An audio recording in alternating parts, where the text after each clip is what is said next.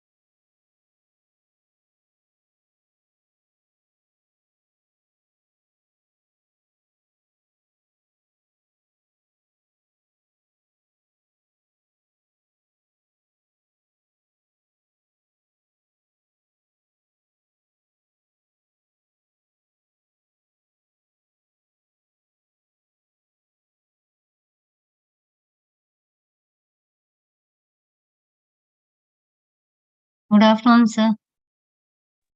Good afternoon.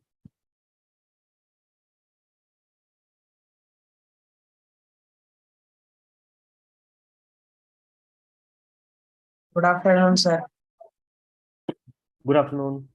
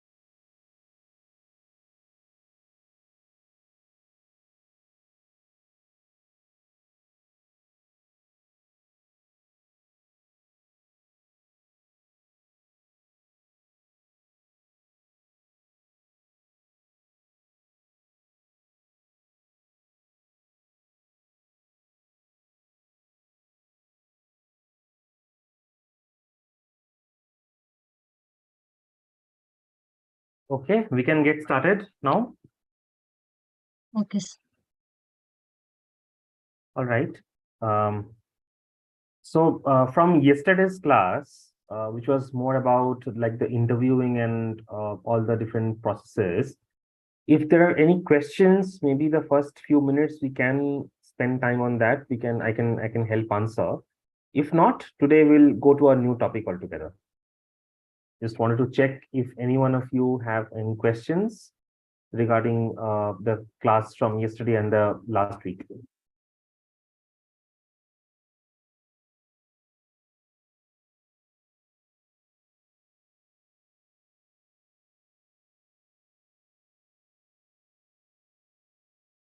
Okay, if we don't have, that's fine.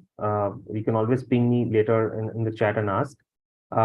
Today we'll go to a new topic altogether, and this is more about data science. I think there's a lot of interest expressed by the group earlier as well, that they would want to know more about data science and the different methodologies. What is the difference between a data science and software engineering? What kind of models, few of the common models that is used in data science, like in terms of development and the architecture. Then things like how do you take a model from a development to a staging, right? How do you set up a pipeline, right? What kind of applications of data science methodologies that you can do? So few common examples, obviously will not get into the depth of how data science and what data science is, because it's not a data science class. But then I will show you overall. I will talk about overall what the data science can be applied for, how it's used in the real world. And of course, you will hear from a few of the the most popular teachers and instructors in the global scenario, who's done this again. So we'll be seeing the videos, we'll be hearing from the instructor, we'll be having our discussions, and we'll also be seeing real-time examples of how these things can be modeled across, right? A very important function. A lot of you would be probably focusing on data and AI as maybe your career path. Hence, being hence knowing about data science is important in today's world.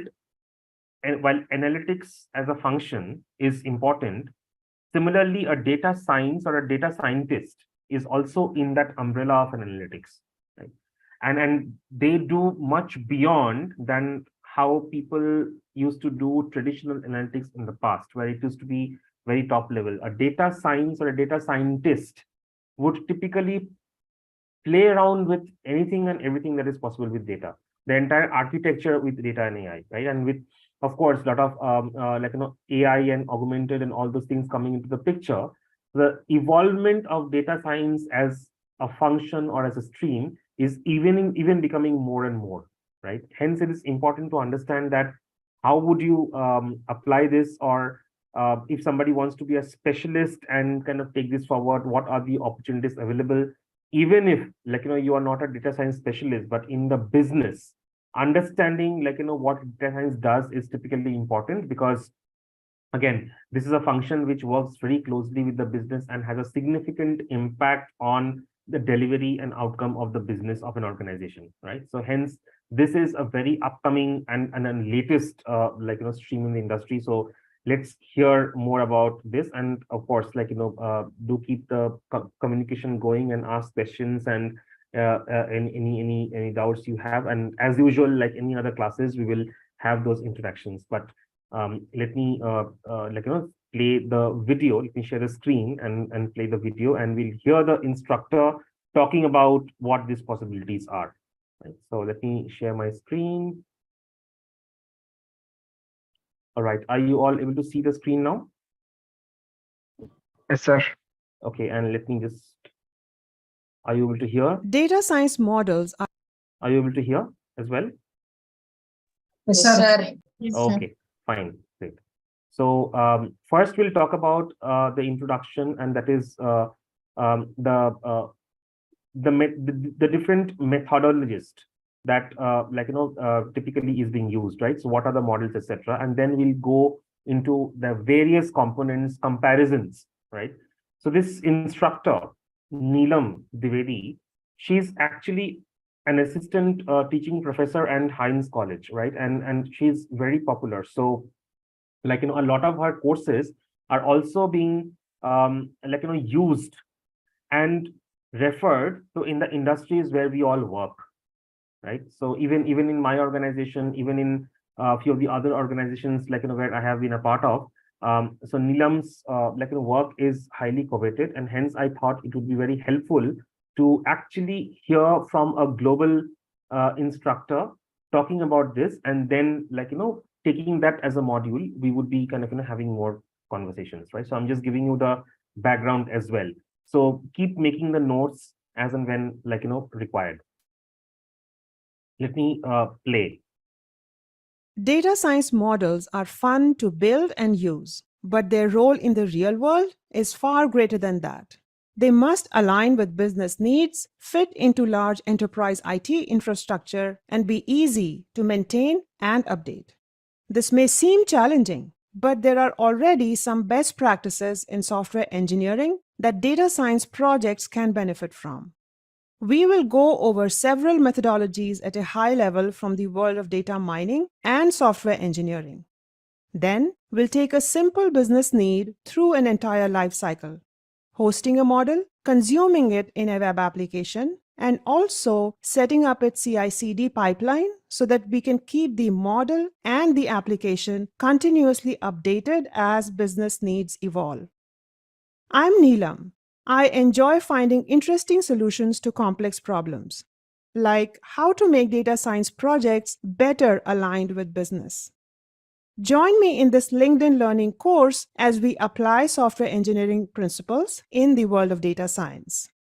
Yeah, so the key takeaway is the application of a technology in the business. As you can see, the name of the course is Data Science Methodologies and Making the Business Sense. So in the end, it's very important for any one of us to understand what is the end business objective. What are we actually doing a particular work for? So here in this entire module, you will see how certain examples of a modeling of a data science is taken, and then what the actual application is, and what the business outcome is. And hence, this course is it covers end to end, right? So just wanted to give you that context as well. So listen carefully.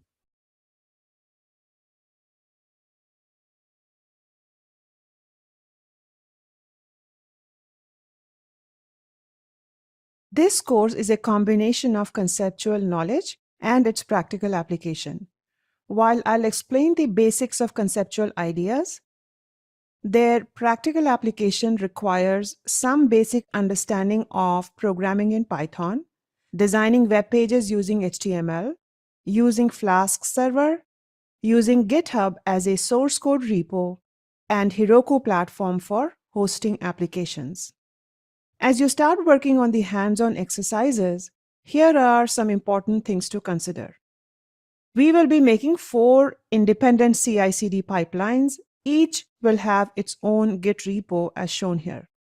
To help you find these repos, search on the course number 2870047 and you will be able to see all 4 of these. So when you start, make sure you have your personal Git account. You can either fork the LinkedIn repo into your account or create your repo as needed and clone it on your desktop. Download the exercise files from LinkedIn repo and put it in your local repo, and then complete the exercise and then push it to your personal Git repo. For Heroku, you need to have a personal Heroku account. Heroku offers free accounts for learners at no cost, and it is fairly straightforward to set up. After creating your account, go into Account Settings, and from there, go into Applications. Here, you can provide a link to your personal Git account. This will then allow you to create and connect your CI/CD pipelines to your repos. If you are new to any of these, I would suggest that you still go ahead with the course, as I do provide step-by-step instructions for all the hands-on exercises. And the good news is that if you face difficulty in understanding any of these topics, there are plenty of courses available in LinkedIn Learning Library that cover all these topics in great depth. So I would say, let us get started with the course and identify and plug the gaps as we go along. So one of the requirements for you would be, after you have gone through this course, please set up your own GitHub and also the Heroku, right? You can do a Google search and you will find, how to set these things up, and then try your own way of doing it. Because while in this class, you would be having, obviously you'll be seeing the step-by-step instructions and what Soumyajit, sir, can I enter with your permission? Yes, sure. This is Sarit Kumar. See, what I wanted to know is L2, I suppose, is there attending these sessions. More than the students understanding, let the L2 who is good at a certain, like GitHub, Haltab is pretty good. Some of the L2 can take Heroku. So now these are some of the sessions which I think, irrespective of your L2 dimensions, you give it to all the franchisees and all the students. Yeah. That is something, because otherwise what is going to happen is, whatever the expert is going to teach you, it will go above the head of the students, which we don't want. If Soumyajit sir is telling you, L2, please take a note, whoever is good at whichever subject, take onus of that and start teaching the students in the coming weeks to come. Don't take your area of operation only. If you're good at GitHub, teach everybody. If you can really study the courses which Neelam has told and get trained and then give it to students, please do it. That way, I think it will be better than, just asking the students to go through a LinkedIn, because I know student community will not go through a LinkedIn session. So I think L2, you please take a note and you take charge, and maybe within this month or week, coordinate with Soumyajit sir whenever he is free or anything, or his class, you take half an hour. And what do you say, sir? Will that work?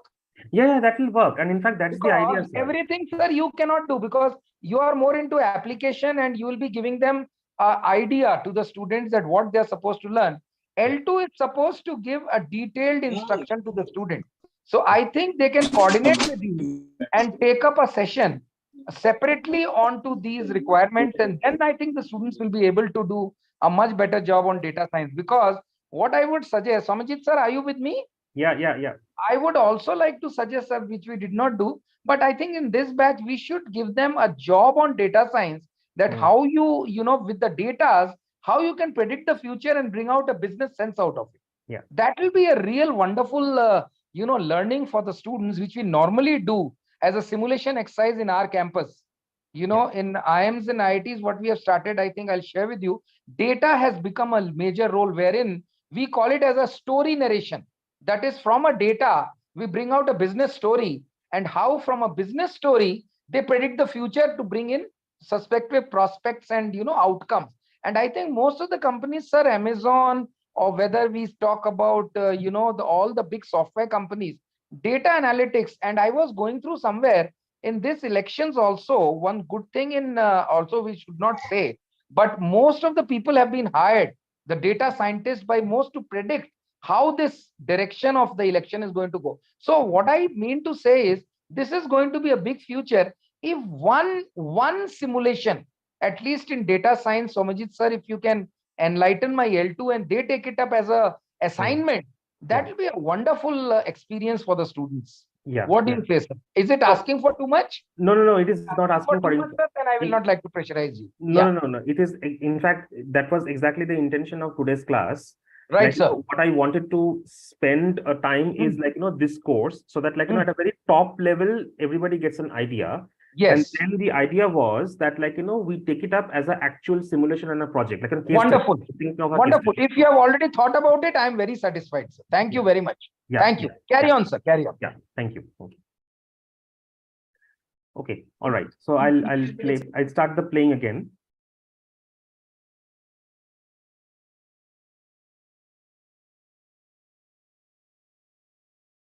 All software development projects adopt a certain methodology such as waterfall, agile, scrum, or Kanban because methodologies help improve the chances of project success. Projects are defined as activities that have a definite start and end. They deliver something with tangible value, and whatever they deliver is unique to their stakeholders. Let us take an example. A baker bakes a cake every day at her bakery. Every time she bakes a cake, can I call it a project? The answer is no. Now, I am planning to bake a cake today. I have never baked one before, but I'm going to try. Can I call it a project? The answer is yes. Why? Because the baker is doing something which is routine for her. She has all the checks and balances, the skill, and the confidence that comes with experience. Whereas in my case, the chances that the cake will not come out right are quite high. Good or bad, baking a cake for me will be a unique experience, whereas it is a standard part of the baker's job. So these two baking activities meet the first two criteria, that is a definite start and end, and something of tangible value. But only my baking meets the third one, and that is uniqueness to its stakeholders. Another scenario could be that the baker decides to bake a new kind of cake that she has never baked before. In that case, baking this cake will be a project for her. The main idea is that projects are not routine. They deliver something that has not been delivered before, and hence that makes them risky endeavors. Okay, and I'll pause here, right? While this example is about a baker, a very simple example, how somebody who is baking for the first time, how should this person be doing a project management, basically, right? Now, while this example is about a baker, in a day-to-day life, anything that you do can be relatable. What are the few key takeaways? Like delivering something of a tangible value is important, because in the end, that actual result needs to come through, right? Delivering something unique is important, because something which is routine is anyways, people know about it, right? Has a definite start and an end. I have a complete plan of a project when I start, and then in an end, and then I deliver the tangible value. I think that's important. And then we will see, in an example, or when you do a simulation, or when you do a case study, how can you build upon a project, and then later, typically, how would you do a data mining, or you will have plenty of data around you. From there, you will pick up the relevant data to ensure you're utilizing in the project. That's the intent of this example, right? So I'll play the video again. All software development methodologies help us bring down that risk. Risks can be of various kinds. Risks can be organizational. What if my customer goes bankrupt and cancels the project? Risks can be geopolitical, such as a war, or biological, such as a pandemic. Such risks are external to projects, and while the project team needs to think about these if they may occur, software development methodologies do not offer much help in such cases because these risks are beyond a project team's control. The risks that our methodologies help address are internal to a project and hence within the project team's control to a large extent. One way to look at these risks is what is called a triple constraint. Every project has three major constraints: time, scope, and cost. They are connected in a way that if you try to change one, you are forced to change at least one more, if not both of the remaining two. If I want to increase scope, it will cost more and may also take longer. If I want to deliver something faster, then I might have to cut down some features. The cost may or may not change. We define a successful project as something which manages all these three constraints. Very important fact to keep in mind.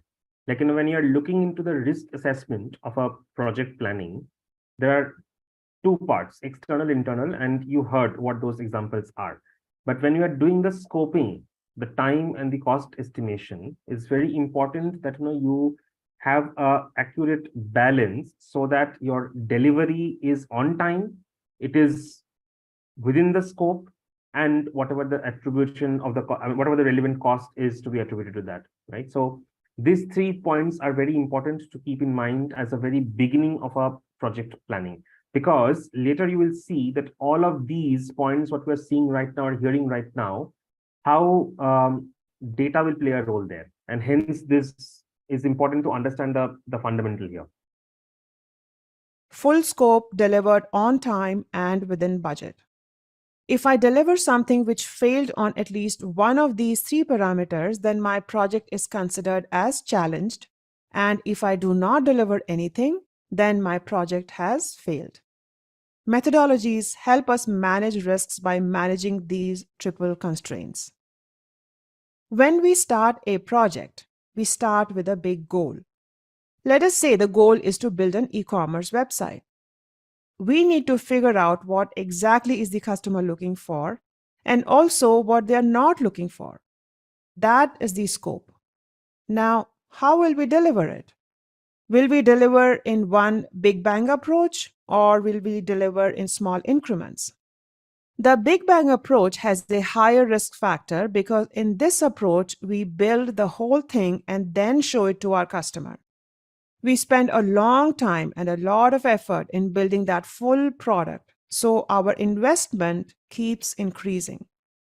It is possible that our customer may not like what we built and, in the worst case, may completely reject it. Now, if that happens, all the time, effort, and money spent goes to waste. If we invested, say, $1 million in building something, and if there is a 10% chance that the customer may reject it, then the risk can be quantified as 10% of $1 million, which is $100,000. But if we deliver in short increments, then you keep getting customer feedback. If they don't like it, then you have to undo only the most recent increment, which will be a fraction of those $1 million and not all the way back to the beginning. So every time you deliver an increment, you deliver something that has lower risk, and so your overall project risk goes down at each incremental delivery. The Big Bang approach is what the waterfall methodology has. In waterfall, you start from the beginning and continue till you have built the full-fledged product to be delivered. All phases of software development, analysis, design, coding, testing, and deployment are done end to end with no opportunity to go back. Yeah, and again, I'll pause here. And this is something what we call in the industry typically as an MVP, minimal viable product. So what we typically do is, and of course, this is an example of a like an e-commerce website, but even if it is any other example or any other project that is being scoped for, an MVP means how would we deliver each time incrementally. So for example, month 1, we will be delivering X. Month 2 will be delivering X plus Y. That Y is that incremental, right?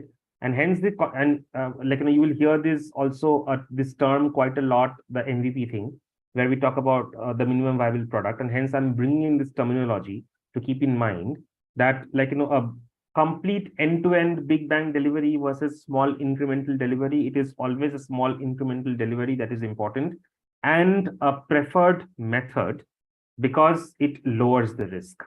So go with MVPs which are deliverable and which are easily manageable. And even if there are feedback on a particular project that where like certain things needs to be changed or retweaked, with an MVP, you have a better way of scoping that out, right?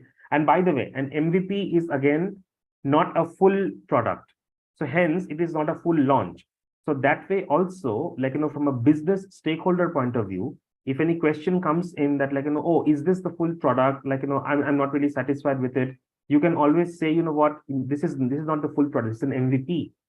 And hence the idea of an MVP is to kind of, deliver incrementally. And each time there is a feedback, we can always go back and refine, always go back and refine. That lowers the risk, at the same time ensures that we are working towards a particular goal and completion on time. That's the important concept of this. That is why it is called a waterfall, because One second, once sir. the water starts falling, Sorry, is there any question?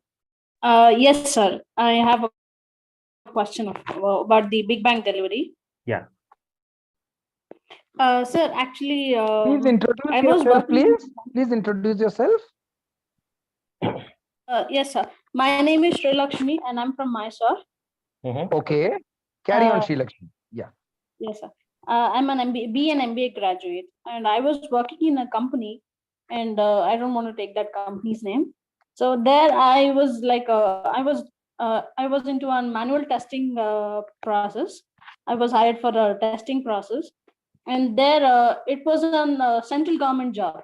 So I was hired for a temporary job, and they were like testing on everything.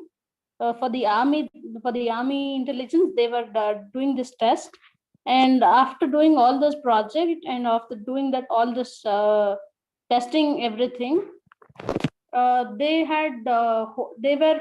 were on a hold for some time, like for a few days, because the project wasn't, according to the company, the project was completely over.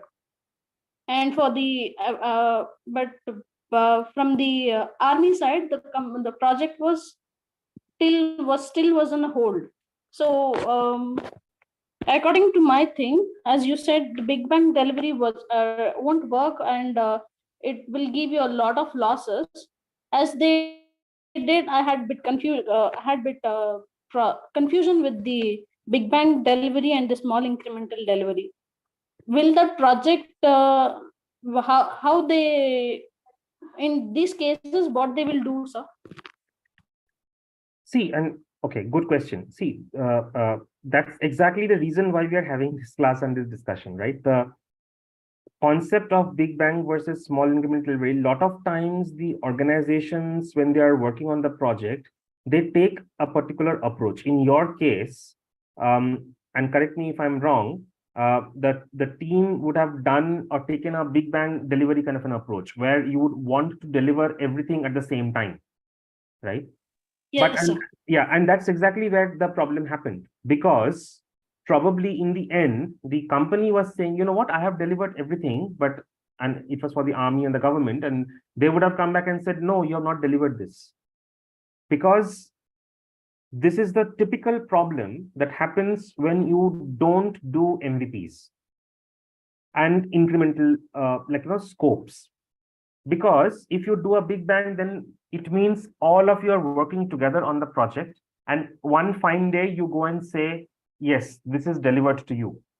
There is no way of getting a feedback in the between, or even scoping certain things. What if, me being the army or me being the government, I come back and tell you, you know what, I don't see any value because it is not as per the expectation. Then you would be at a loss, because then you would be thinking, oh, we have done a lot of work, but then is that work in the right direction? Is that work in the accurate way? Or did I even get feedback in between? Or did I get a feedback, and was that feedback to change certain processes in the between? Then maybe I would have tested something differently. Maybe I would have worked on something differently. So the project manager or as an organization should have thought through all of these things. Hence, the recommended approach is always to go with a small incremental delivery. Because let's say if the project plan is for 1 year, and I'm just again taking an example, rough example, right? Maybe month one, you do something and you get a feedback. Okay, feedback is great. Okay, move on. Month two. Okay, partly not okay. What is not okay? Let me come back and kind of do it. Right. And then again, decide when would you want to showcase the next delivery. So that whenever you're showing the incremental delivery also, you're meeting to the timeline. It's not that you're working on the incremental delivery and that increases the project time as well, right? So there's got to be a balance. This way, if you are breaking it down by the end, when the final product is or the final delivery is happening, you know what has been taken care of or what has not been taken care of, what's the possibility, or if this was the phase one of the project, if the client is reasonably happy with it, then do we move on to the phase two, where even further more things can be added as a part of the the work, etc. Right? So that should be the approach, and whatever, whether it's a public sector or a private sector or any kind of organization, I think as a project manager or as a leader, one should look into this, and from the very beginning, they should do this waterfall method itself, where they calculate the risk, they analyze, they come up with a design methodology, then they do the testing, take a feedback, change again, and then deploy. Then the final deployment is likely to be much more better and well accepted by the end client. Otherwise, there's always going to be such challenges. Soumyajit sir, if I may add, see, another thing I am just thinking in this particular case, which madam is telling, what might have happened is, as most of the project managers do, in the beginning of the project, they prepare a Gantt chart, right? Yeah. Now, when you prepare something like that, now the project manager is clear about the chart. Now, typically in the government department, what I have seen working, they are not very clear about these projects, small critical path methods, which gets made up. Yeah. Now, what they take into consideration that their clients are pretty aware of the timelines and they carry on doing the things without getting a background check done. Yeah. That is, I think, the problem which leads to a fallout of a project, especially in a government department where the money involvement is huge. Yeah. And the people who are going to study this. So what I feel is the project manager in this particular case, maybe they have taken into consideration that the client also understands the progress which they are making and there is no problem at all. So they went on following the chart, which actually should have been ratified and discussed, as you rightly said, at every point, got a confirmation and then move forward. Yeah. So it was an assumption. They made an assumption. Maybe. Yeah. So maybe the we have answered your question properly. I don't know. The madam who has asked this question. Yeah. Yes, sir. I got the answer. Thank you, sir. Okay. Yeah, and to Sarit sir, I think very right. Probably this project manager or the team would have assumed. Yes. That, in the end. So again, another learning. So as a project manager or somebody, we should not be assuming. We should be certain. And in order to be certain, we should be asking questions. We should be getting those periodic follow-ups and those ratifications. Yeah. Absolutely. Sir, carry on, sir. And the main excuse me, sir. Yes, sir. Excuse me, sir. Yeah, go ahead. Sir, this one, I have a question and some observations. Yeah. See, the first question is, we discussed so many disadvantages of big bang delivery and advantages of small incremental delivery. Even after this, still big bang delivery is existing means it might be having some of the advantages. Those would like to know. And regarding observations, in terms of big bang delivery, it happens when the person seeking the delivery is confident in the capabilities of the person who is going to deliver. In terms of big bang delivery, sir. Or else the person who is going to deliver, he is so much confident in his capabilities that he tells the other person that you don't interfere in my project works for next 2-3 months.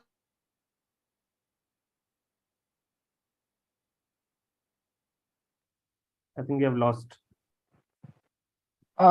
What I could get, what Chandrakant, if the name is right, from Hubli, if I'm not mistaken. See, this is what we were trying to tell Chandrakant, Soumyajit sir and me. This is Sarit Kumar this side. And what we are trying to tell you, this the problem only happens when you take into consideration that whatever you're doing, the client is in synchronization with you. The client is understanding everything and you are doing the right thing. That is what Soumyajit sir was telling, that at every point of time when you are doing a project, you have to get a ratification done. So there is no question of the project manager thinking process that whatever I'm thinking is right and the client has to take it. It doesn't happen in a business scenario. In a business scenario, you always put yourself in the shoes of the client and then do the project. Now, don't try to give what you have. Try to give what the client wants and then base your work process. Correct me, Soumyajit sir, and you can always add on this, sir. Yeah, To no, Chandrakant. that was exactly my point as well. Like, Yeah. you know, I may be a good project manager, I may be confident about my team, but that is my internal. My client doesn't know that. Absolutely. My client doesn't know, like, you know, whether I'm Soumyajit, I have 10 people, how good they are in coding, they don't know. So I wouldn't be going and tell the client, hey, you know what, this is what I have and you have to take it. No, the client is paying for the business, the client is paying for the work, and it is my responsibility to work in collaboration with the client and keep getting those certifications and then deliver. So the key word here is collaboration, and not kind of, you know, saying that, look, well, you know what, my team is great. Yes, your team might be great, but then in the end, like, you know, it is your team is working for the client. So Wonderful. client Yes. is what the client's needs are what we're supposed to kind of, you know, meet. Right. Okay, so I'll continue playing the video. Let's hear more. I'm sure more of these interesting questions will come up. It never goes back. And that makes the project one long and risky endeavor, the results of which will be known only at the end. On the other hand, delivery in short increments is the iterative methodology.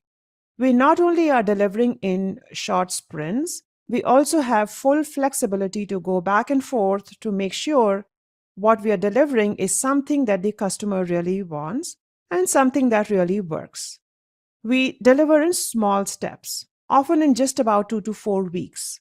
We are dealing with a lesser number of uncertainties simply because we can see a few weeks ahead better than a few months ahead. It is easier to stick to timelines that are nearer than those that are farther away into the future. And lastly, the cost. Since you are delivering something of value every few weeks, the chances that the customer will pay for the value delivered is much higher. And that brings the cost risk also down. Another factor that adds to the risk element in a project is its complexity. Baking a cake is less risky than building an e-commerce website simply because a cake is simpler. As complexity grows, so does the risk. Simple projects can rely on individual expertise, but as complexity increases, we need methods, tools, and processes to manage the risk. Yes, another good example. Probably, if the complexity is less and it's a very simple project, you can deliver in one shot. Right. Example of a baking here, which is simple. So probably it could be done. But imagine, like, you know, the questions that like, you know, I think both of you kind of, you know, brought up, like, you know, working for the testing, the public sector, the army, the complexity is huge. The more the complexity, even more the requirement to be methodical and to be kind of, you know, iterative, and not really looking at a like, you know, big bang, but looking at, like, you know, a small incremental burst. That's also another takeaway from this, just keeping in mind.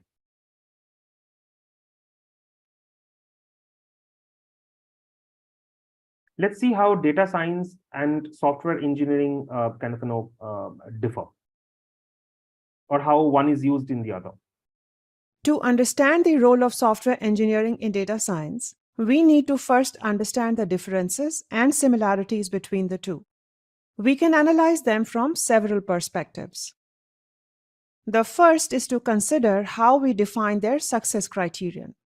Software engineering products need to guarantee 100% success. For example, an email system helps me send and receive emails. But let us say out of 100 emails I send, only 95 of them reach their destination and 5 get lost somewhere in transit. Will I call my email product successful? No way. It will be considered a failure and any customer would not want to use it. Now let us say that our email users are getting spam. We build a filter that starts blocking about 95% spam and 5% still gets through. Will I consider the spam filter a failure? Not really. It may start with a low filtering percentage, but over time, it will learn more about spam and start blocking them more effectively. So, a software engineering product is deterministic in its behavior. What you build is what you get. A data science product is a probabilistic system that learns and improves over time. A very important point to keep in mind. While data science is and software engineering, they go hand in hand. One is like a right hand and a left hand, and then they work together. But the essential and the fundamental is different, as you heard. Software engineering is basically you build a product or a solution, and you build something, you get an output X. A data science is something like, which you build. It may not be 100% perfect on day one, but it learns over the time because it's a model. And it's a system. There's a constant feedback mechanism coming in. There's a learning mechanism coming in. And that is the reason why, data science is very important in today's world also, because a lot of the solutions in today's world actually depend a lot on machine learning and artificial intelligence, right? So combination of data science, ML, and AI together can help the system to improve and scale, because then the system keeps on learning and then improve over the time. So very important, differentiation to kind of keep in mind. The second factor is about how we start building a system. In software engineering, we ask the users what they want. We assume that what they're asking for is the right thing to do. So we go ahead and build a sample or a prototype to make sure we understand what they want. If they don't like the prototype, we ask them what needs to change and then go back and build it again. In data science, instead of asking the users, we look at patterns in the data. What are the features to detect spam? We hypothesize certain features to be predictors of spam. We implement that hypothesis in the software and wait for more data to show us the result. It is data that will tell us whether we got it right, not the user. Again, very important point. And that is where the industry has shifted and is shifting more and more, right? As a user, earlier, for example, even a decade or 20 years back or 15 years back, and this example of an email system is what we'll talk about, when the Gmails and the Hotmails and Yahoos and all these emails started coming into the picture, right? There are a lot of organizations where they would say, oh, we need to have an email system. Can you build that for us, right? Yes, we can build that for you, and somebody would go and build that for them, and that's where all these things started coming to the picture. Then came in the question, oh, you know what? I'm getting a lot of spam. I'm getting bombarded. I'm getting a lot of unnecessary emails. How do I control it? There's a huge amount of data. So then the question was being asked, is your email system that you've built for us is effective at all? Because I am kind of getting so much of spams. And that is where the data science modeling comes into the picture, where the scientists and the engineering team, they started working together in understanding how do we recognize the patterns in the data.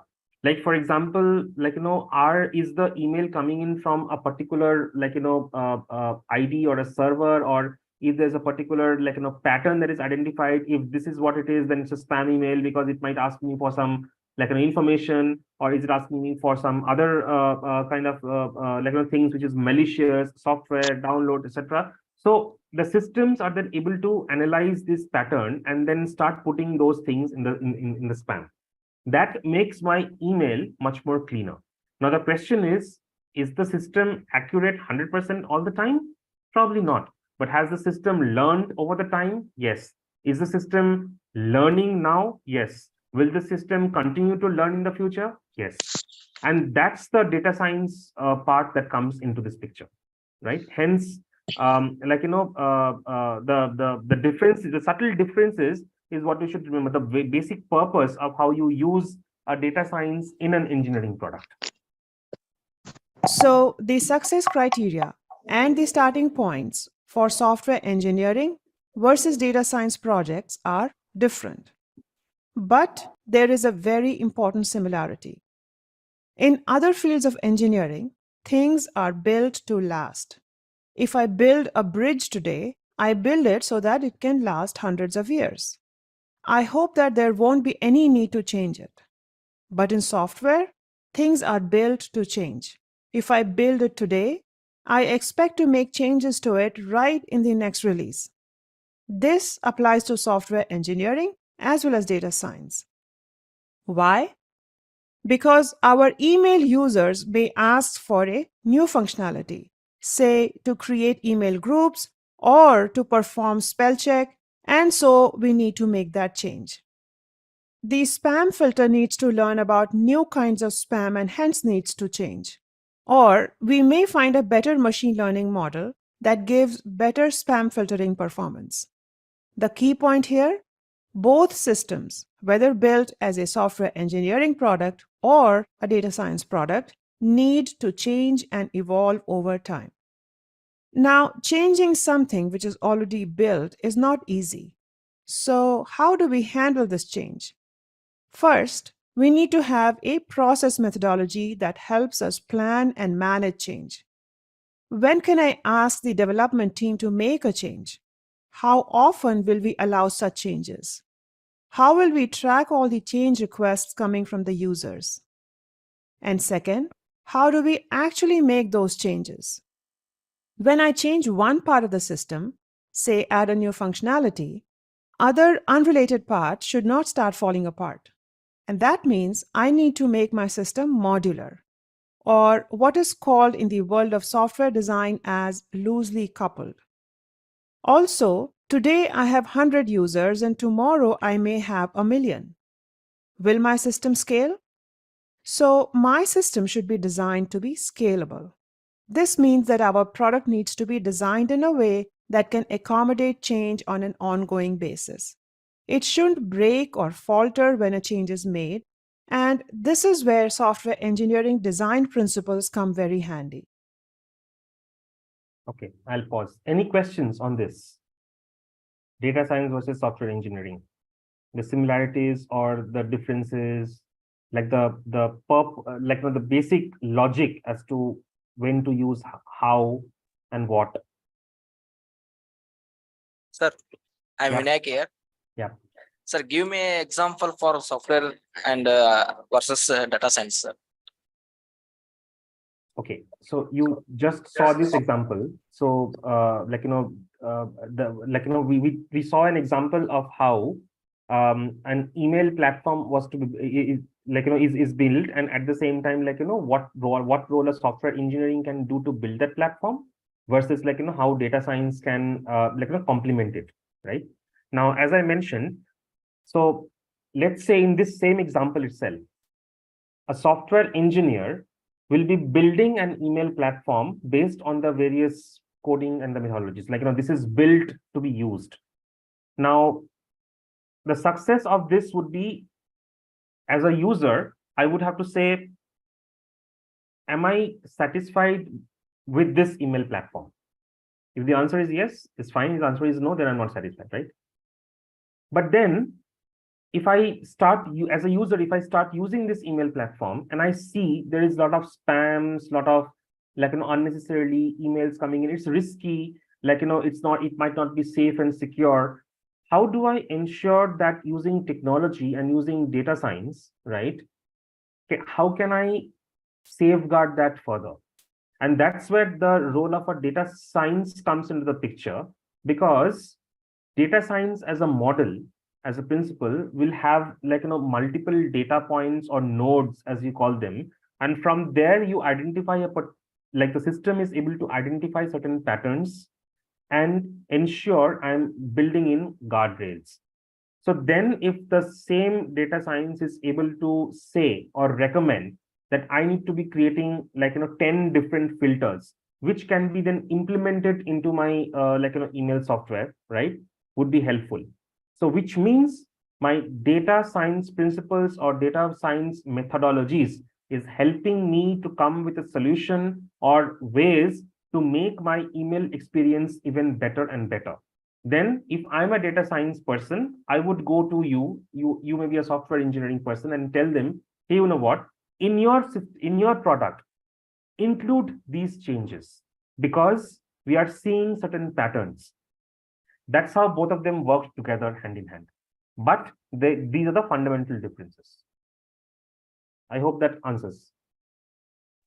Hello, sir. Sri Lakshmi here, myself again.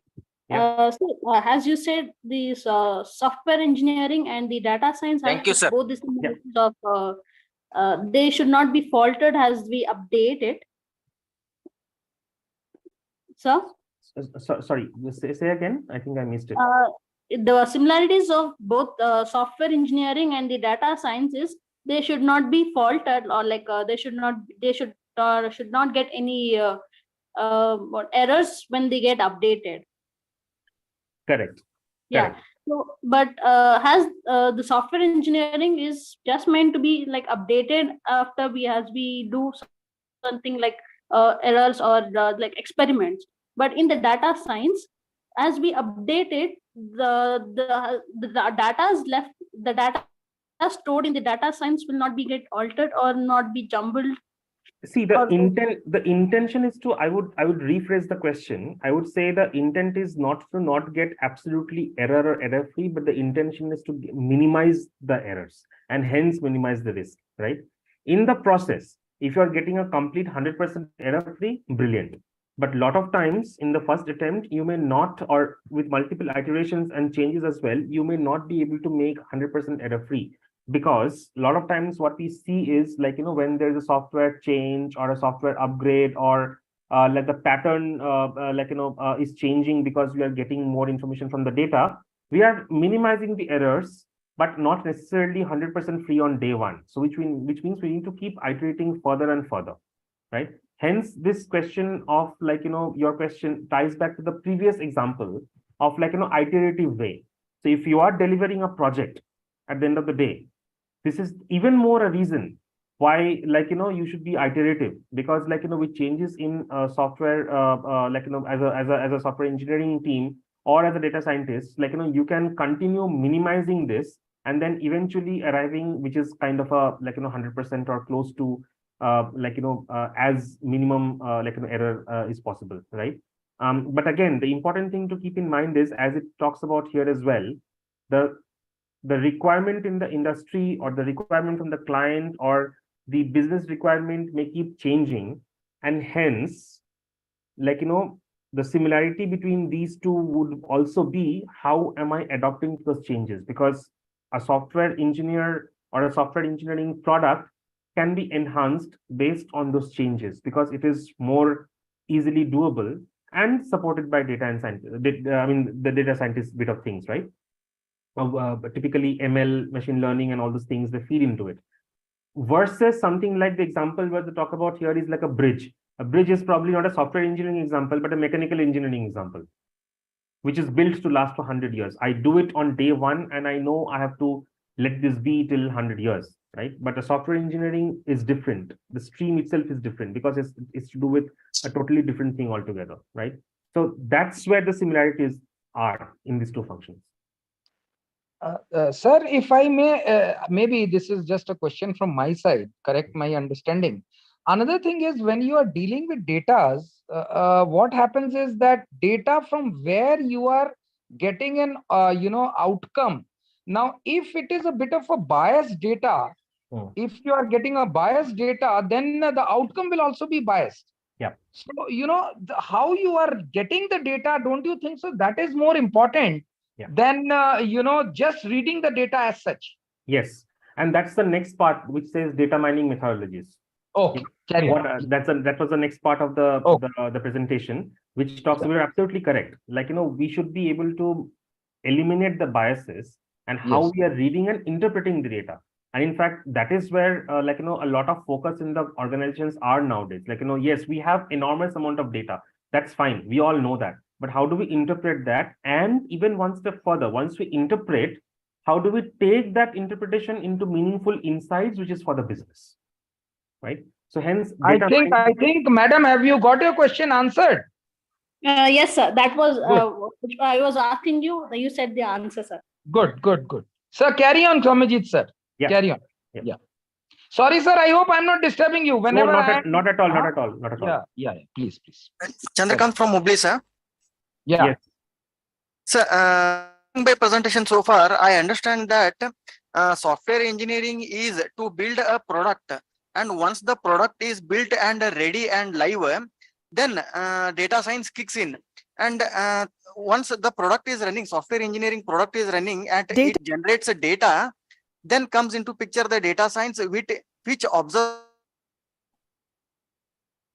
No, I don't know how Soumyajit sir will answer this, but don't you think so, Soumyajit sir? Both go hand in hand. Hand is parallel. Yeah, exactly. Yeah, it goes parallelly. It is not this does first and then you bring in the data.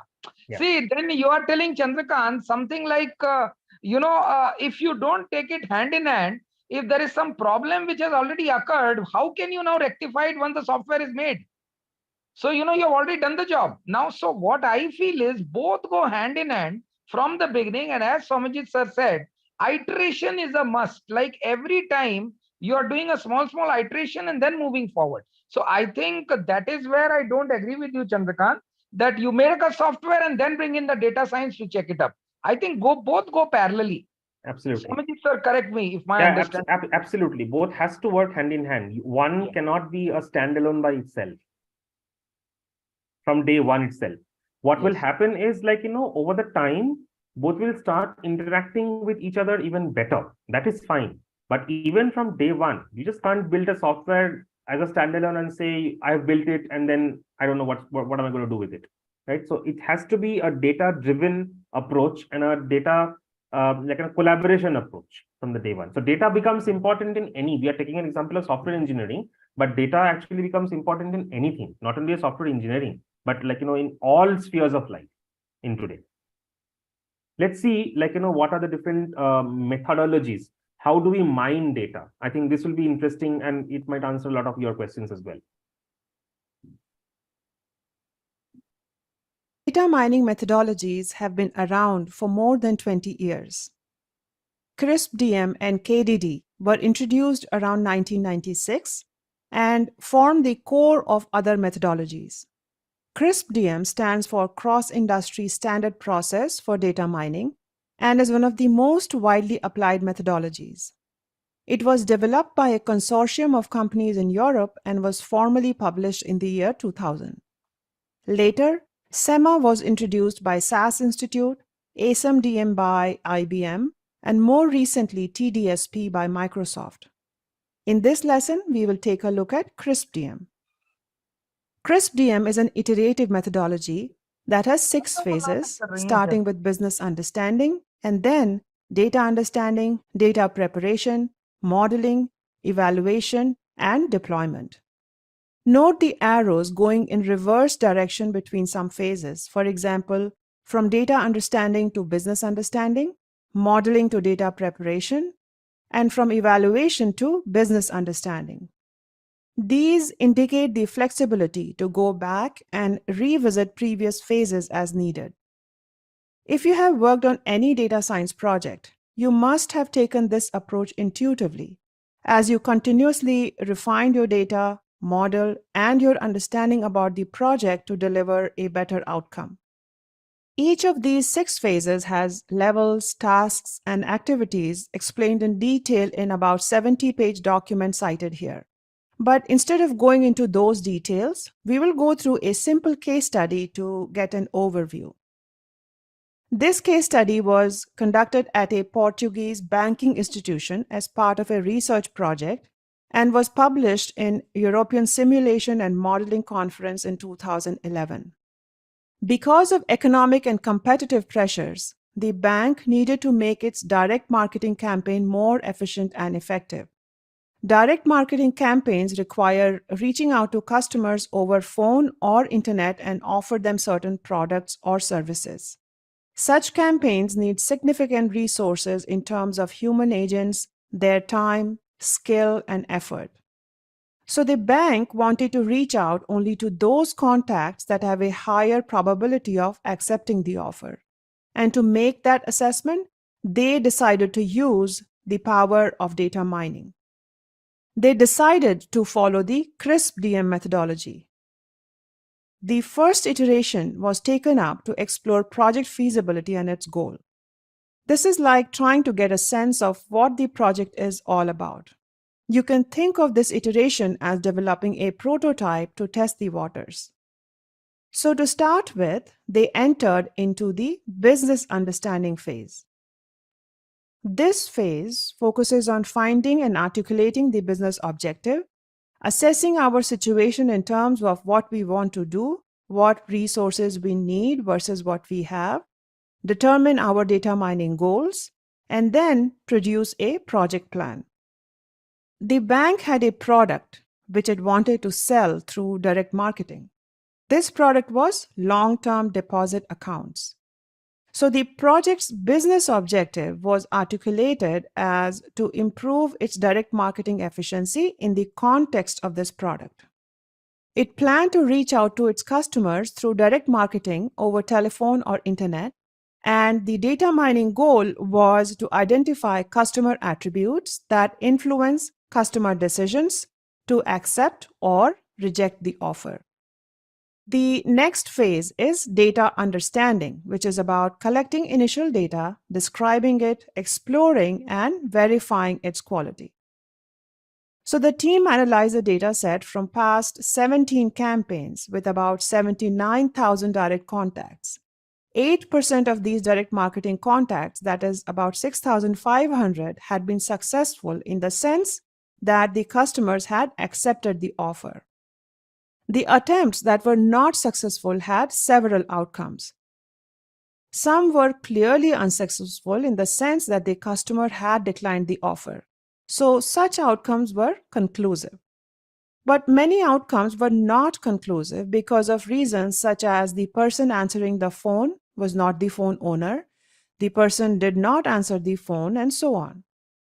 There were a total of 12 such outcomes, only 2 of which were conclusive.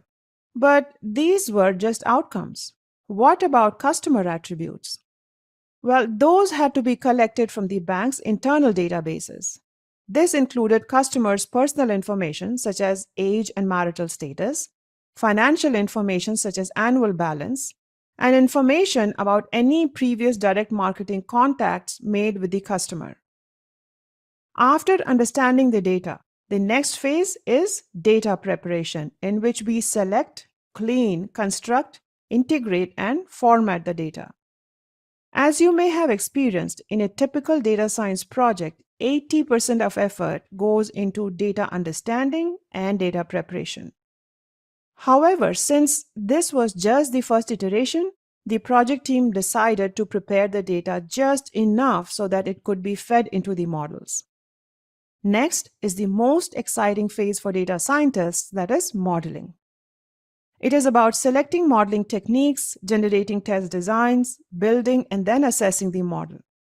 In this phase, the researchers tried some preliminary models and found that the models based on decision trees and support vector machines failed to run due to memory issues. But they were able to run one model based on naive Bayes algorithm. This allowed them to move to the next phase of evaluation. Evaluation is about analyzing the metrics, planning the next steps about monitoring and maintaining the model for future use, producing the final report, and then reviewing the project. As shown in the table here, the researchers were looking at 2 key metrics: AUC, area under the ROC curve, and A-lift, area under the lift curve. This was a good start, but this was just from one model. CRISP DM suggests that at the end of evaluation, we should revisit our business understanding based on the learnings from the previous iteration and then plan our next iteration. So the researchers decided to figure out why the decision tree and SVM models were failing to run. That became their revised data mining goal. They hypothesized that the other models could run if the possible outcomes in the dataset could be narrowed down from 12 to 2, that is, only the conclusive outcomes. With this revised data mining goal, the team started its second iteration. This time, in data understanding and preparation, they discarded non-conclusive instances, which reduced the data from 79,000 to about 56,000 contacts.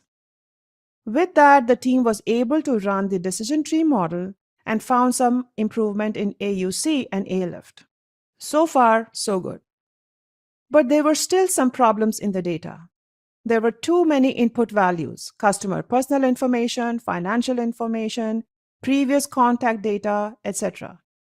If you recall, the goal we started with was to find those characteristics that affect direct marketing outcomes. So the team needed to do some exploratory analysis. Also, the data still had missing values that needed some handling. This then became the goal for third iteration, that is variable and instance selection. Improve the predictive performance by using only relevant inputs and handling missing data. The team conducted some exploratory analysis and data visualization, which helped reduce input attributes from 58 to 29. And because the dataset was large enough, they decided to drop the data with missing values.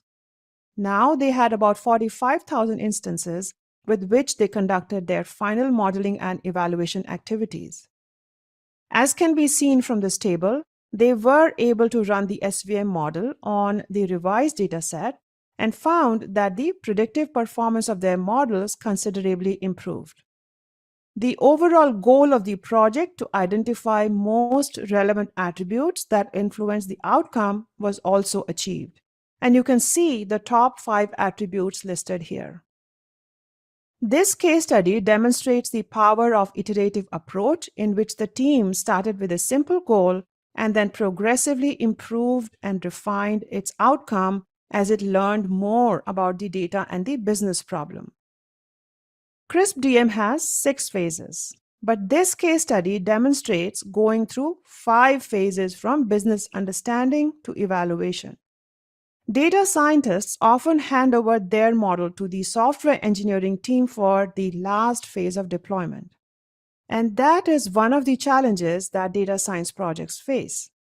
Instead of keeping data science and software engineering teams in 2 independent silos, successful data science projects bring the 2 together through all stages of product development. Let us see how software engineering methodologies can help us do that in our next lesson. Okay, so I pause here. And if you have listened this would have answered all the previous questions a lot of you had. The question around whether one works in silo versus one works together. The last question that Chandrakant was asking.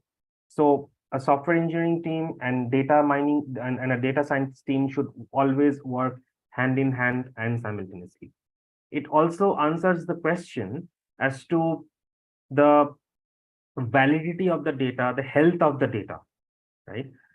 How many am I looking at the data in the first instance and am I saying that, okay, this is the final thing, versus am I doing multiple iterative ways, multiple ways of doing changing in the modeling to arrive at more and more and more and more accuracy.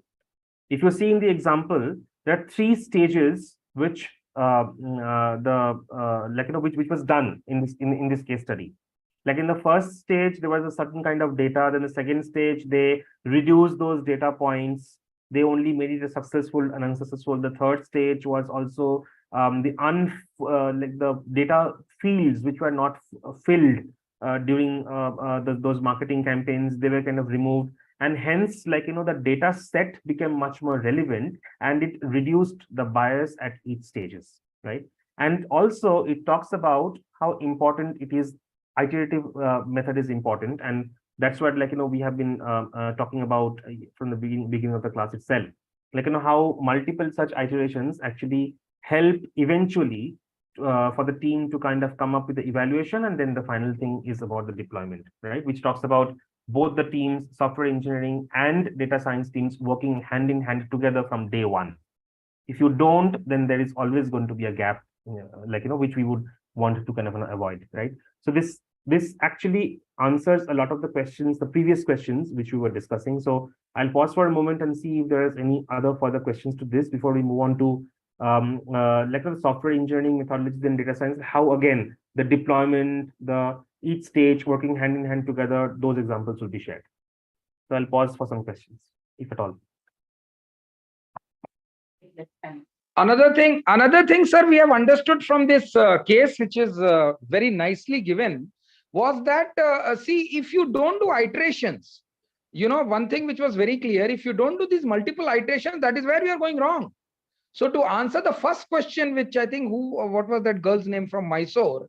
So something went wrong in the defense project where, they had not done this in concurrent activity.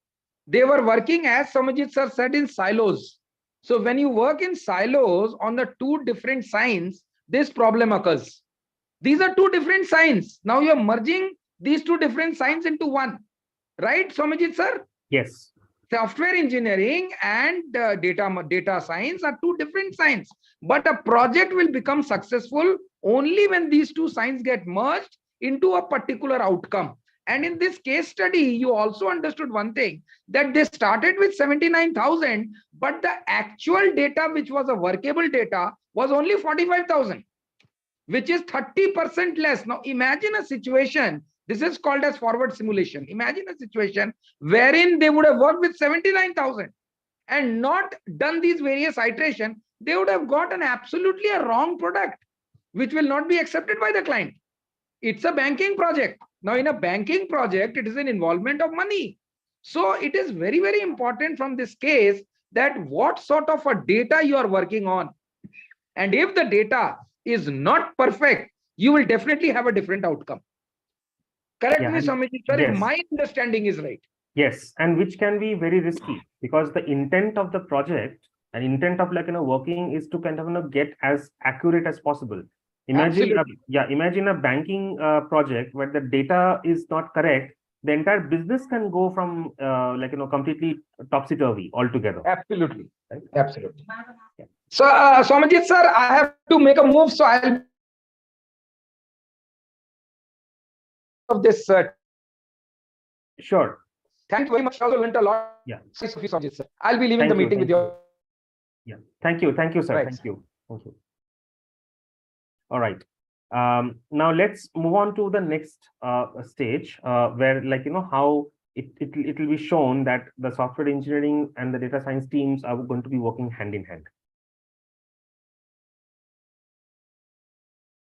In software engineering, all iterative methodologies are commonly referred to as agile methodologies, which is an umbrella term for methodologies that focus on different aspects of software development and project management. For example, Scrum, which is one of the most popular methodologies, focuses largely on product requirements and people management. Extreme programming focuses on the actual software construction activities, which involves coding, low-level design, test-driven development, pair programming, and continuous integration. The term Agile became popular when a team of industry thought leaders published the Agile Manifesto. In this manifesto, the 4 bullet points in the middle capture the change in focus from old to new. It says that while we value the items on the right, we prefer items on the left. It is important to interpret this manifesto correctly. It doesn't say that there is no value in processes, tools, documentations, contracts, and a plan. Instead, it means that it is often not in the project's interest to give the items on the right more value than the items on the left. People are more important than processes. Software is more important than documents. Customers are more important than contracts. and responding to change is more important than following a plan. To understand how these ideas can be applied to data science projects, let us look at Scrum in a bit more detail. Scrum starts with defining the requirements in the form of user stories. User stories represent a personalized expression of what a user wants and why. It is written on an index card that has 4 key elements: a title, user type, that is who wants this functionality, action, that is what is required in the functionality, and purpose, that is why it is required. For example, a shopper's user story on an e-commerce website to categorize products bought by them can be stated like this: as a shopper, I want to categorize the products I buy so that I can view my purchases category-wise. The "so that" part of the story is optional, but it helps us validate or test whether we got our user story correctly after implementing it. It is like a user acceptance criteria. Now, let us apply this idea of user stories to our banking example, in which data scientists needed to find the most relevant customer characteristics that influence customers' decision to accept or reject a direct marketing offer.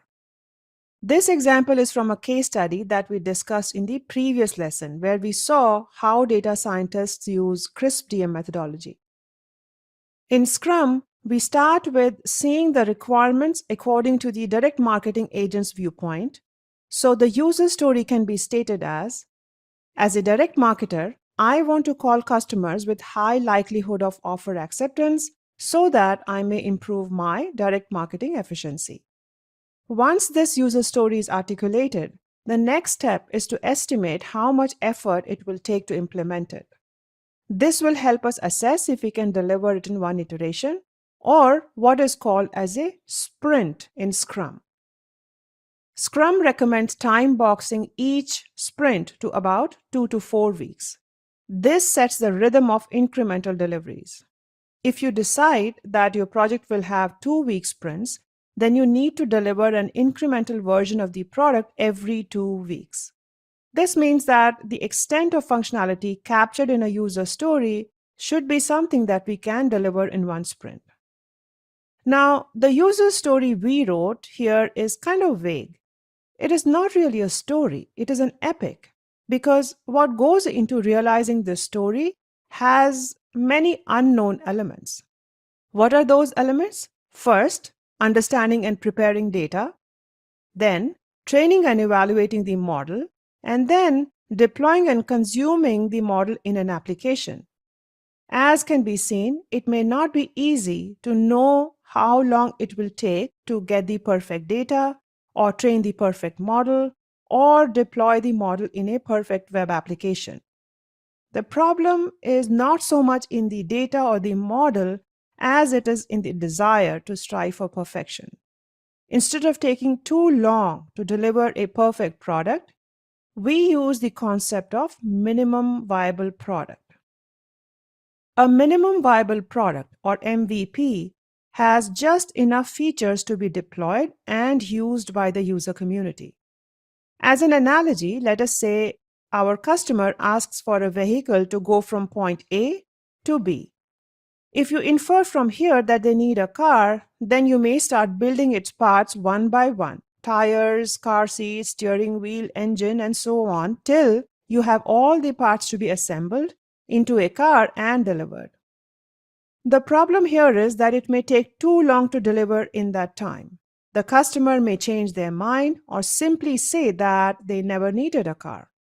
The MVP approach is that you first deliver a skateboard, then attach a handle to it, then a bicycle, then a motorbike, and then a car. At every stage, you are delivering an evolving and functional product. And also, this gives an opportunity for customer to tell you whether they really like what they got. So you're producing something functional in each sprint that takes you one step closer to your final product vision. How can we translate the idea of MVP to our banking example? Well, we take the minimum viable data, use it to train a minimum viable model, and then wrap them around a minimum viable app. All these three parts will make our first minimum viable product. We release it to a small user group, and then we progressively refine each of these based on their feedback. But the problem of our user story being too vague still remains, which prevents us from knowing what we can deliver in our first sprint. The way to move forward is to take the epic and break it into smaller stories. How small? Well, as small as to be functional and clear enough to deliver in a sprint. If the user story is not clear enough, we cannot estimate its effort, and hence we cannot plan to deliver it in a sprint. So I break the epic into its first small story. As a data scientist, I want to try preliminary modeling to determine project feasibility. The business goal is now broken into its first data mining goal. The user role changes from direct marketer to data scientist, so it is more of a data scientist story. Once I have completed my first sprint, the outcome of that will help me arrive at my next user story. For example, to train advanced models, and then the third user story to find the most relevant features. Now, I'm using an example from a case study, so I do have the benefit of a hindsight. But this gives us a template to think about how a user story that is too high level and lacks its data science specific details can be broken down into smaller stories that can help data scientists deliver an incremental product in a systematic manner. I have given you a bird's eye view of Scrum and how it can be applied to a data science project. This approach has some strengths. It has customer focus, it has a steady rhythm, and it has a spirit of team autonomy. The team directly works with the customer to plan and decide what to deliver next. But the challenges are equally as daunting. Data often needs significant effort in extracting, cleansing, integrating, understanding. Effort estimation in itself is one of the toughest nuts to crack in software engineering. Another challenge is time boxing tasks in sprints of 2 to 4 weeks, especially for data science projects that are highly exploratory in nature. And then there are process overheads. If you follow Scrum religiously, then these are what are called ceremonies. Sprint planning meeting, daily stand-up meeting, sprint review meeting, retrospection meeting.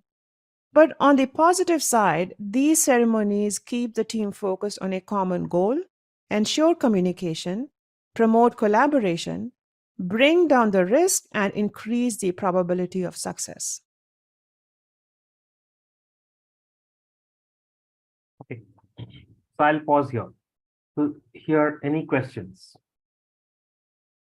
And we just saw that example of like an MVP, as I talked about at the very beginning of the class itself, right? So typically through Agile and Scrum and taking a MVP approach, how you are able to deliver, deliver in an incremental manner, in an iterative manner. So I'll pause to hear if there are any questions.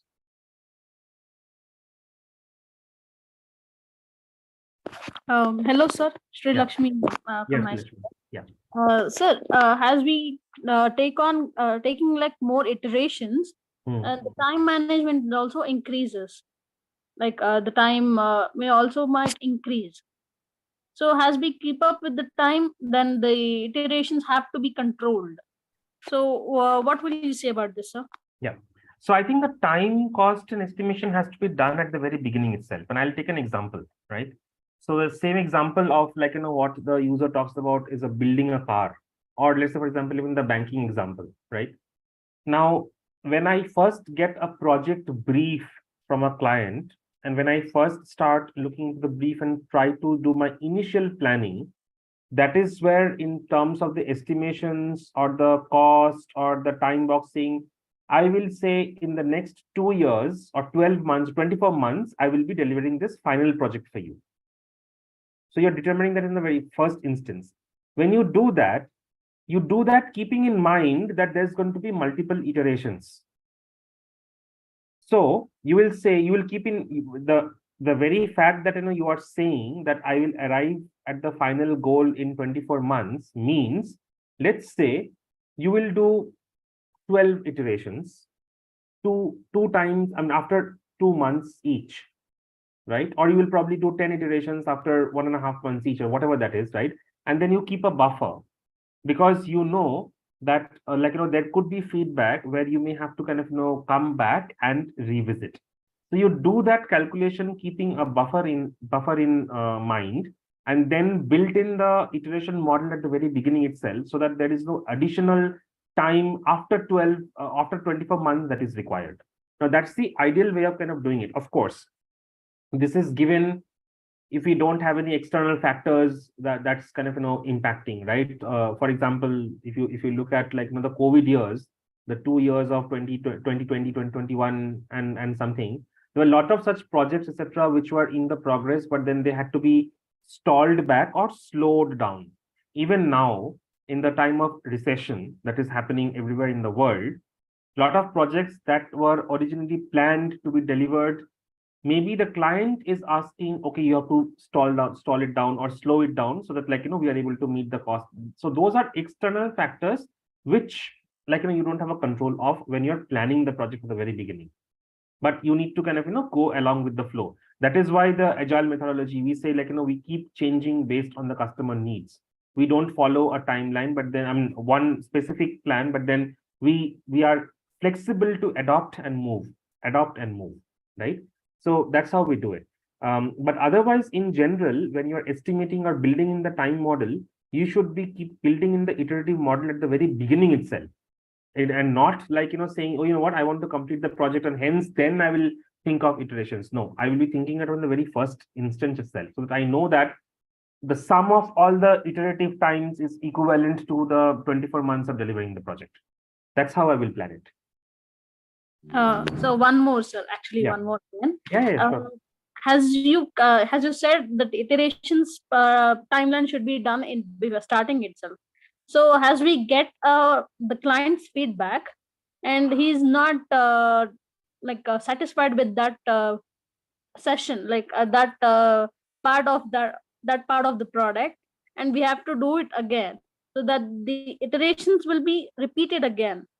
So it's like time consuming. So you need to keep in that buffer as well.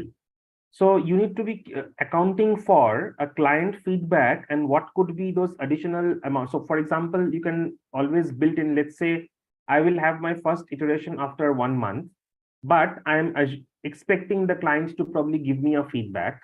And if I have to work on that feedback, then I may need 20 days more. So then my buffer time is not 30 days, but 30 plus 20, 50 days. And that is how incrementally, I will keep the buffer imagining, what kind of feedback the client might kind of give in, and then I will have to work on, right? These are things, again, it might not be absolutely 100% accurate on day one, but then you may need to. There could also be a situation where in the multiple iterations, the client gives feedback maybe only for three such instances and not for the rest 7. So there is always a possibility you may actually end up the project even before the completion date. There's a possibility. Right? So all this permutation combination needs to be kept in mind. Also, the Scrum methodology, what it does is whenever the client gives a feedback and there is a requirement to kind of make changes in the MVP, then you all gather together, you come to the drawing board, you regroup, and you rechange the plan. Then you set that expectation again with the client, saying, you know what, we may need additional 10 days to do this. So let's build that into the plan. So you inform the client. The client knows that there is some additional time that may be required. If it doesn't require, that's fine, but sometimes it might be required. Or a lot of times the changes can happen, the changes may be small changes can happen within the time period itself. So those are evaluations which one would need to do. And that's why Scrum is important, because it's more of a daily status check, right? You know exactly what's happening, what's not happening. So it makes it faster. Okay, thank you, sir. Yeah. Good afternoon, sir. Yeah. Sir, I'm Mohammed Sadiq from Chirag Infotech. Yeah, Mohammed. Sir, I just wanted to clear myself more about this MVPs. So, for example, we have these applications, for example, the mobile application and the web application. Sir, I didn't got the thing that, for example, if we take the Instagram as an instance, the company of the Instagram, which is they have launched the app and they are being updating the app and developing the app by the time. Yeah. So is this an example for the MVP, or the MVP relates to such thing that before launching an app, they are just Before. clarifying before launching the app? Yes, yes, Sir, yes. then what is the difference between, sir, this one, like after launching app they are updating it, and what is how can we relate this to the MVPs? Right. So I'll take your example of Instagram itself, right? When Instagram was, let's say, being conceptualized, I don't know, I think it was launched when in late 2007, something on, I don't remember the exact time, right? But it was being planned for, let's say, 3-4 years even before the launch. So that 3-4 years before the actual date of the launch of the Instagram is where the multiple MVPs were happening, and then there was a small pilot group who was testing internal, maybe some other users, etc., etc. And then finally the day came where, like, the company said, okay, fine, I'm going to be launching the Instagram. Maybe, like, in today's day, this is what we are the best we can offer to the user. But that whatever the features that Instagram offered on that particular day were all tested and tried, and hence I roll out a product. So I'm done. So my MVP leading to a product is done. Now, the next phase, the difference is, the next phase is like, of course, I have launched a product, right? But how do I incrementally increase the features or incrementally provide additional features into it, right? That's a long-term and ongoing process, because as we talked about, that software engineering and software products, there's always some sort of a iteration based on the user needs, right? Then Instagram will think of, okay, now initially when I launched, maybe my like the front-facing camera had lesser pixels than the other backside camera. I'm just giving an example, right? If I have to improve my front-facing camera pixels and integrate that in the platform, what is the time do I need? So maybe I need 6 months of time. Okay, then let's see. Okay, sorry, I'll take a step back. Let's say I need like 12 months of time, but in the 3 months, I can probably test maybe on Android and launch that feature and say, and see how it works. So maybe that's a second MVP, phase 2 MVP for Android. Then let's say after 3 months, this is launched. And then I say, okay, fine, now I've done for the Android and this is kind of working fine. Let's look at for iOS. That might take me 6 more months. So maybe there's a second MVP for iOS itself. Like, maybe you roll it out to only a set user of iOS people, maybe in certain countries, right? In fact, if you see a lot of these updates and features, first, maybe they release it in the US, then maybe in APAC, then maybe in India. And those are nothing but the examples of the multiple MVPs they do, right? So while the first original launch of Instagram was based on a certain set of MVPs for 3-4 years, it's being launched. The next example is about how you are enhancing the product and the features. Some things can be done very easily and quickly, for which you may not need an MVP. It is fairly simple. Some things which require much more, for example, enhancing the security features or bringing in some sort of a new, boomerang integration on Instagram, which might require more of a developer effort or a coding effort or a software engineering effort. Then those MVPs can be kind of found out. Even WhatsApp, for that matter, even a few years back, WhatsApp did not have a payment integration. But with the payment and digital integration revolution, WhatsApp was thinking of leveraging this in a country like India, because in India we obviously use a lot of digital payments, UPI, right? So initially they did some MVP testing, and then finally when they launched it, I think last year or something, or a year and a half back, now we have the full-fledged WhatsApp as a payment integration. So one can kind of use it just like you would be using a Paytm or a Phone Pay or something like that, or a Google Pay. Correct. Now tomorrow, if WhatsApp wants to enhance further features on this payment, they may come up with a product roadmap.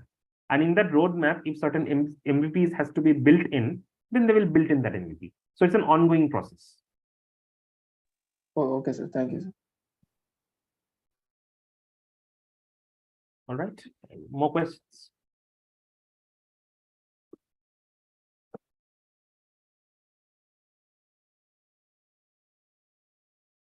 Any more questions on this?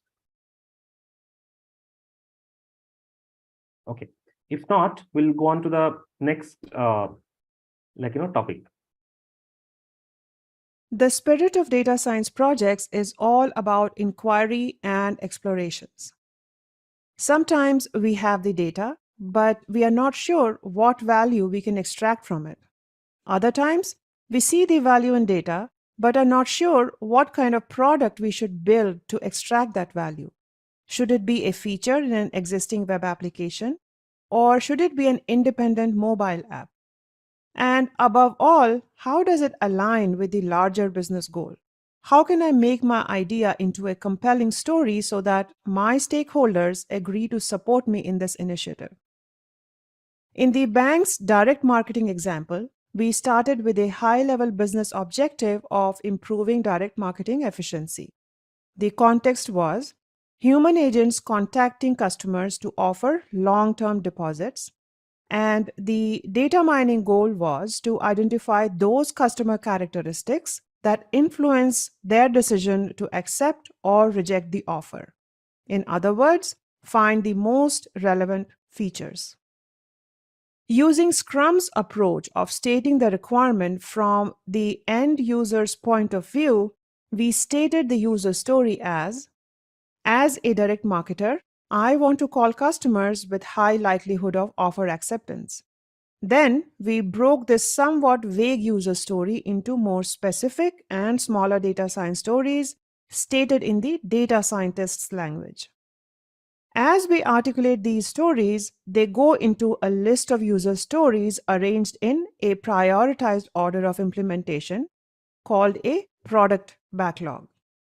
We pick the topmost stories from the product backlog and plan to implement them in the upcoming sprints. The list of stories to be implemented in one sprint is called a sprint backlog. For now, we choose just the first story from our product backlog. Let us start with understanding the data. We find that there are 4 data sets available at the URL listed here. The full dataset has over 41,000 samples and 20 features. The second has 10% samples with all features. The third set has all samples but only 17 features, and the smallest one has 10% samples and 17 features.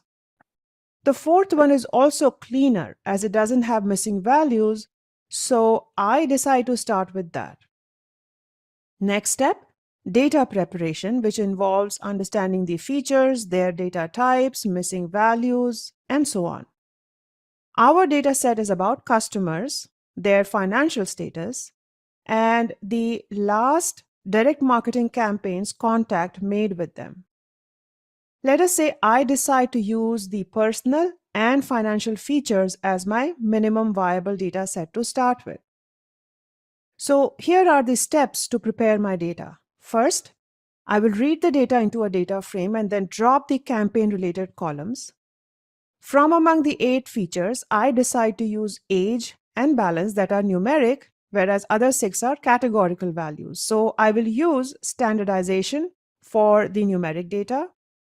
Now, I plan to use random forest classifier as my first model, which doesn't take categorical data as input. So I will perform one-hot encoding for categorical data. And then finally, I will split the data into training and test data sets, and then use the training set to train my model. All these steps are already coded in my Jupyter notebook. As you can see here, first, I read the data into a data frame, assigning the column names as the data doesn't have a header. You can see here some sample data, which includes the campaign-related data as well. Since I'm not interested in it as of now, I drop the columns from 8 to 16. And then I can see the 8 features that I am interested in. Next, I perform one-hot encoding on categorical data. So first, I extract those 6 features that have categorical values, and then perform encoding here in these statements. The encoded data frame shows, for example, the job feature split into columns, each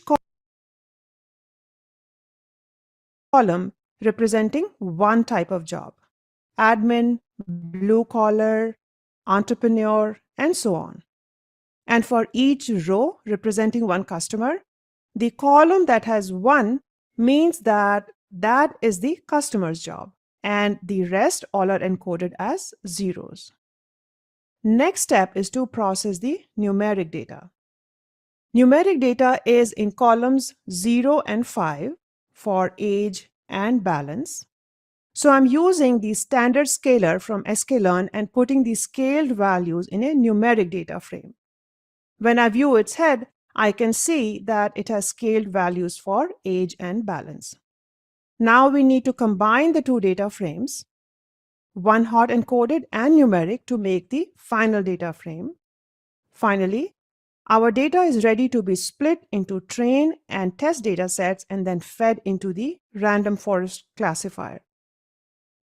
This is where I'm performing the training. And once the model is ready, I can test its performance. Here is the confusion matrix. And here is the model's accuracy score. Not bad to start with. At this point, a data scientist would typically go back to reprocess the data and retrain the model to get a better performance. But remember the process we started with. We picked up one user story from our sprint backlog, understood and prepared the data, and then trained and evaluated the model. At this stage, we should think about how to deploy the model so that it can be used in an application by the end users. We need to create our minimum viable product. And to be able to do that, we need to go beyond modeling and look into software development architecture. Let us do that next. Okay, so I'll stop here because I think the next few lessons are a little bit more technical, and when you have your technical classes, and these things can probably be discussed more.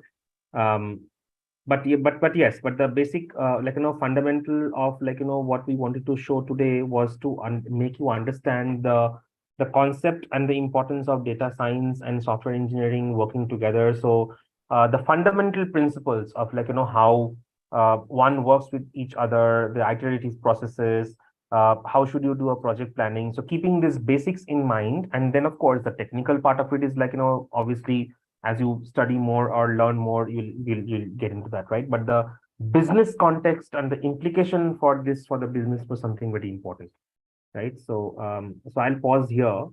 If there are any other questions from this class on anything else related to today, or any other business questions or anything that's in your mind, feel free to ask.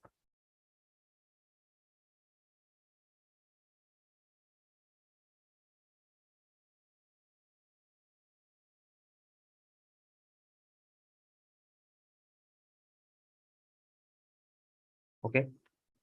All right. If we don't have anything, then I think that's fine, and we can probably end our class today.